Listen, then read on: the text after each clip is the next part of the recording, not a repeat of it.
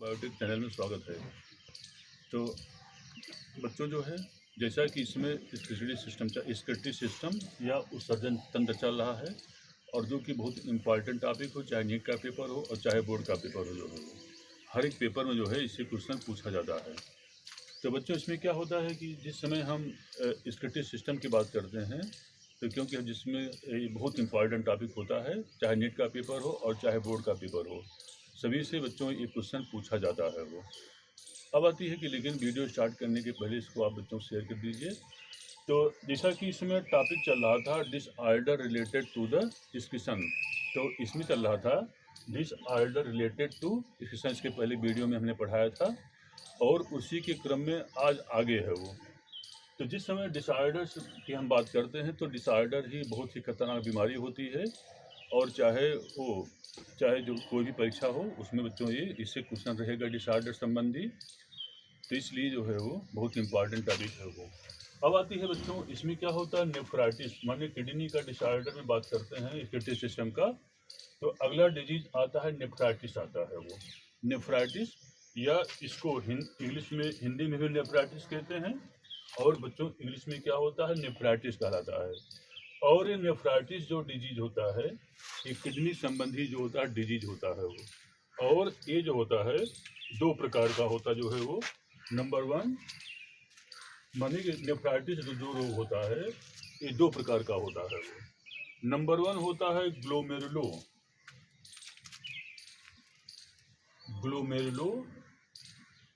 Nephritis. Number one होता है glomerulo nephritis जो है वो, ये डिजीज होता है। और नंबर सेकंड होता है इंटरस्टिशियल नेफ्राइटिस। नंबर सेकंड है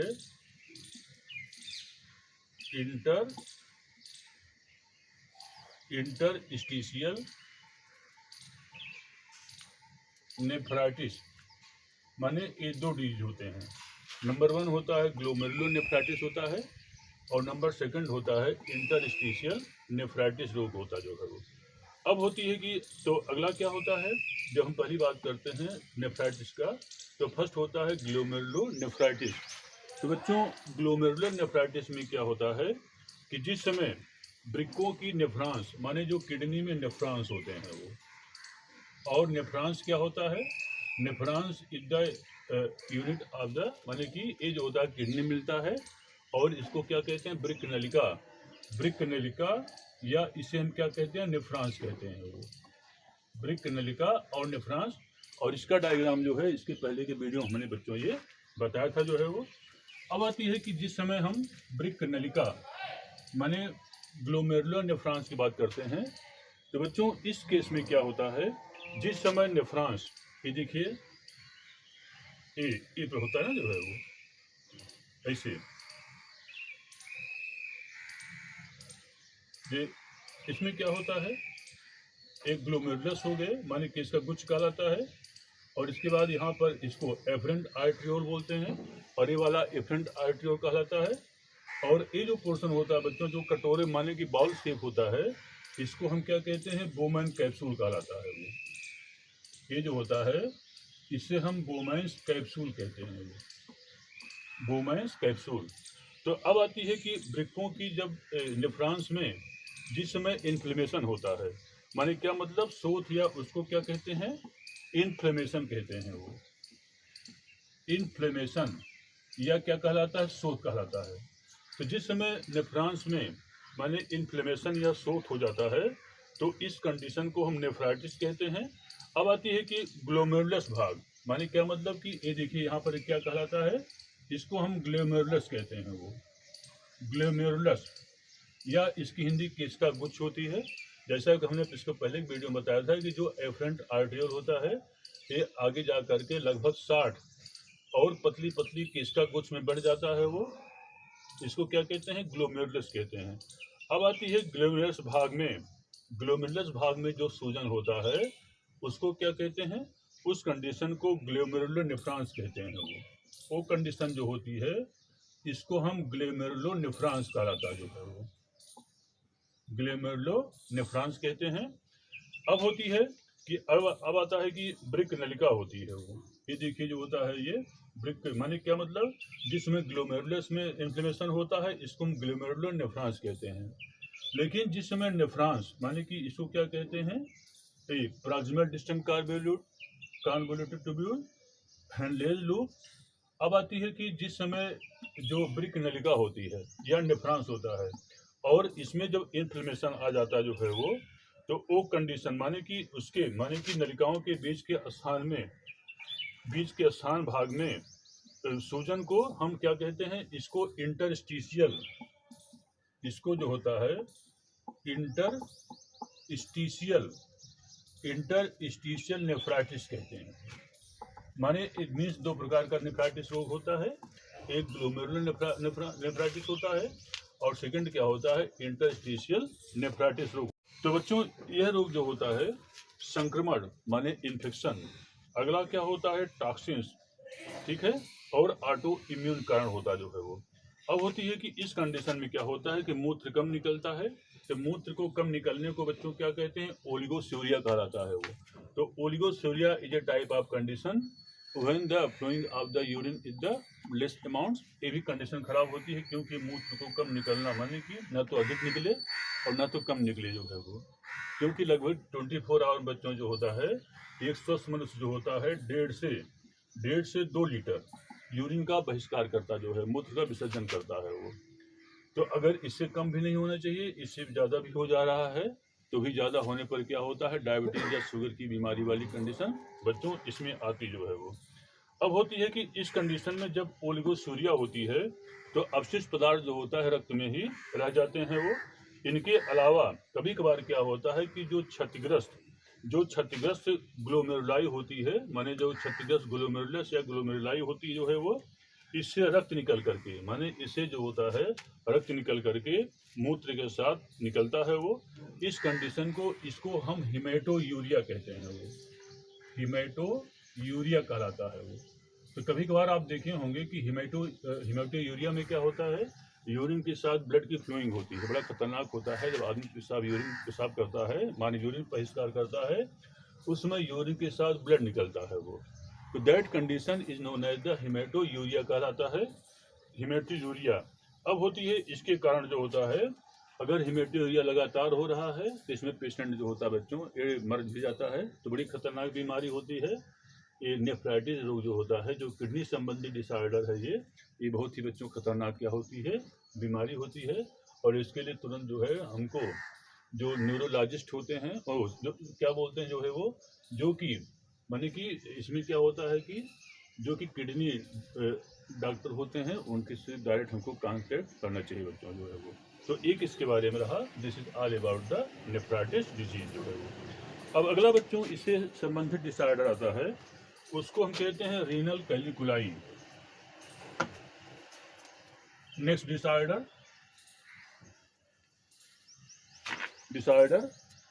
और वह कहलाता है रीनल कैलिकुलाई। रीनल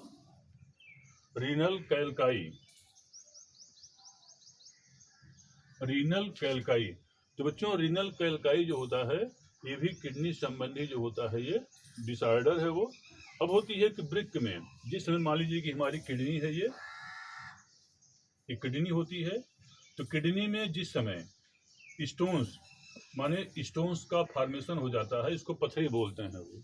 और पथरी जो होता है ये हार्ड होता है वो, क्योंकि पथरी जो होती है, स्टोन्स जो होता है, this stones is made up by the, ये स्टोन जो होते हैं ये मेड अप होते हैं कैल्शियम ऑक्जेलेट। ये जो होता है स्टोन्स कैल्शियम ऑक्जेलेट के बच्चों एक क्रिस्टल होते हैं वो। तो जिस समय स्टोन्स हो जाता है तो बड़ी प्रॉब्लम होती है, क्योंकि यूरिन में जो होता है, आदमी जब पेशाब करता है तो उसको जलन होती है वो स्टोन्स कारण। तो वास्तव में ये रीनल कैलकाई जो होता है, माने क्या मतलब कि रीनल कैलकाई ये type of condition when formation of stones in the body, that condition is known as the renal calculi कहलाता है। And these stones are made up by the calcium oxalate. इसको गांव में क्या कहते हैं, इसको जो होता है जनरल लैंग्वेज को पथरी कहते हैं जो है वो, पथरी या क्या कहलाता है, स्टोन्स कहलाता है जो है वो। अब होती है कि यह रोग जो होता है वृक्कों में साल्ट्स के ठोस रवे होते हैं, जिसे कि हम स्टोन्स कहते हैं जो है वो। अब होती है अधिकांश, माने अधिकांश पथरी जो होता है, जैसे बताया हमने बच्चों, एक कैल्शियम ऑक्जेलेट की क्या होती है, ये बनी होती जो है वो। अब होती है कि अधिकांश, माने कि यह लवण जो होता है मूत्र माने यूरिन में, ये स्टोन्स जो होता है आसानी से ये घुल नहीं पाते हैं जो है वो। अब होती है कि कभी कभार क्या होता है, जब गठिया रोग से संबंधित यूरिक अम्ल, माने जब गठिया हो जाता है हमको, तो उस कंडीशन में क्या होता है, उसमें गठिया रोग में संबंधित यूरिक अम्ल भी, माने कि यूरिक एसिड जो होता है, एक विशेष प्रकार का अम्ल जिसे कि हम यूरिक एसिड कहते हैं वो। तो बच्चों यूरिक एसिड जो होता है, यूरिक एसिड भी कभी कभी जो होता है बच्चों, ये पथरी का कारण होता है वो। इसमें क्या होता है, मूत्र में संक्रमण के बाद पथरी में कैल्शियम और अपशिष्ट अमोनिया भी होती है, जिसे कि हम स्ट्रोबाइट स्टोन्स भी कहते हैं जो है वो। स्ट्रोबाइट स्टोन्स भी कहलाता जो है वो। अब होती है कि मूत्र में, माने कि मतलब कि किडनी स्टोन्स के कारण मूत्र त्याग में अवरोध होता है, जैसे कि हमने बताया जो है वो। इसमें संक्रमण, किडनी क्षति, और कभी कभी जो होता है बच्चों, इसमें किडनी फेल्योर भी हो जाती है वो। तो किडनी फेल्योर का एक कारण ये भी बनता है, रीनल कैल्काई बनता जो है वो। तो अब आती है कि इनके अलावा जो होता है मोटापा, आनुवंशिकता, और पारिवारिक हिस्ट्री, कम मात्रा में तरल अगर हम पेय ले रहे हैं, जैसे कि वाटर को लगातार पीना चाहिए, इसमें क्या होता है बच्चों, मूत्र जो होता है हमारा ये गाढ़ा हो जाता है वो। तो दीज इतने जो होते हैं डिसऑर्डर रिलेटेड टू द बच्चों स्किसन होते हैं। इसको क्या कहते हैं, डिसऑर्डर्स रिलेटेड टू द स्किसन कहलाता जो है वो।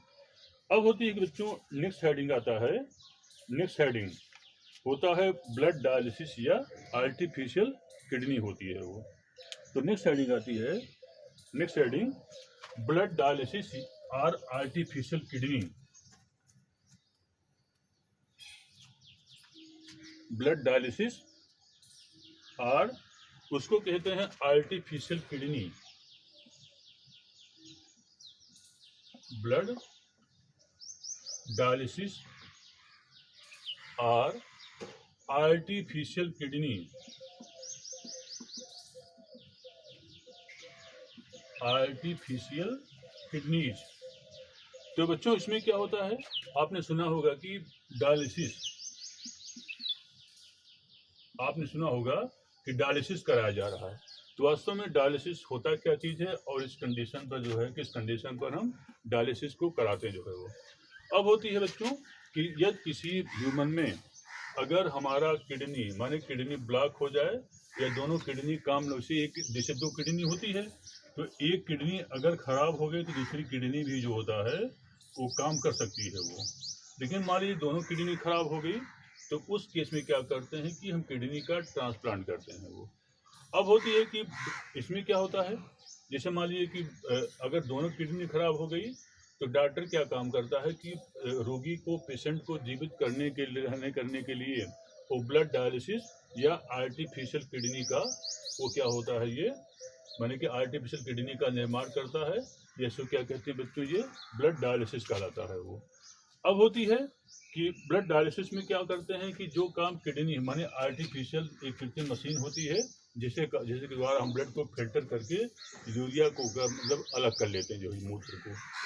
अब होती है कि ब्लड डायलिसिस या आर्टिफिशियल किडनी में क्या काम किया जाता जो है वो, इसमें जो होता है।